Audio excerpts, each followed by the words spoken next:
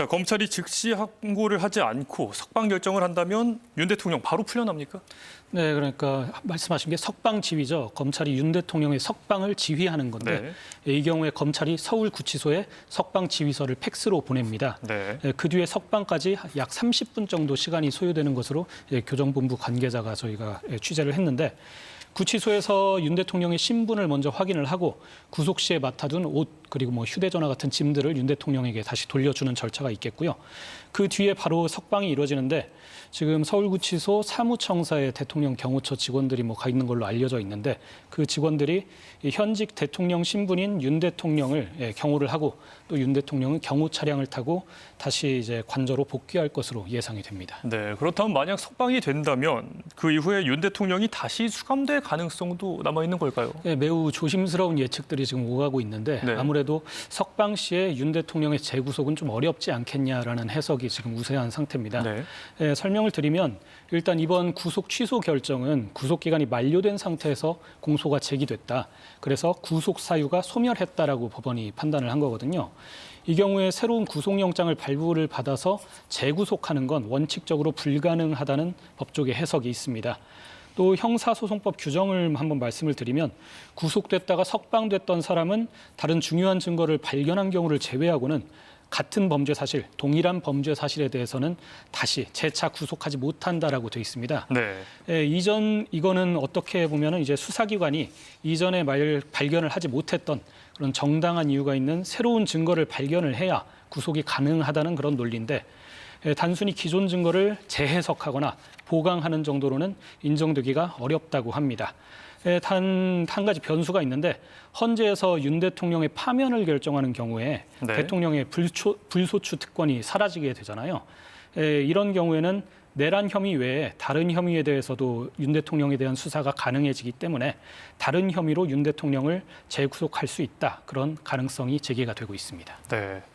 자, 법원이 이대로 재판이 진행되면 상급심에서 파기 사유, 또 나중에 재심의 사유가 된다 이렇게 판단을 했었거든요.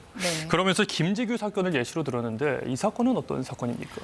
네, 김재규 사건 같은 경우에는 김재규 씨가 전 중앙정보부장이었습니다. 그런데 1979년에 10월 26일에 박정희 전 대통령을 시해했던 그런 사건이었고 이로 인해서 6개월 만에 사형이 집행됐던 그런 사건이었습니다.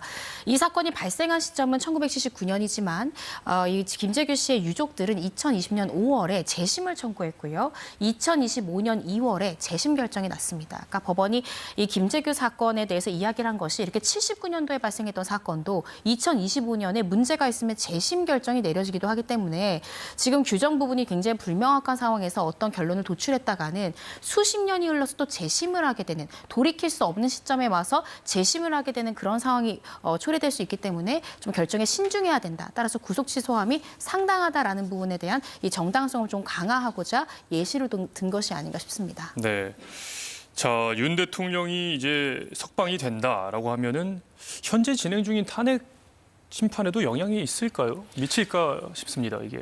네, 그 조심스러운 얘기인데 우선 원칙적으로 구속 취소 결정은 형사사법 절차, 형사재판 절차고요. 또 탄핵 심판은 헌법재판 절차로 서로 영역이 다릅니다. 또 구속 취소 결정은 윤 대통령의 구속이 적절했는지만 따지는 건데 헌재 탄핵 심판은 윤 대통령이 비상계엄을 선포함으로써 헌법과 법률을 위반했는지 그렇다면 대통령을 파면할 정도로 이 사유가 중대한지를 따지는 거거든요. 두 사안이 직접적인 관계가 없는 셈이고 또 윤 대통령의 탄핵 심판은 이미 지난달 25일에 변론이 종결이 된 상태잖아요.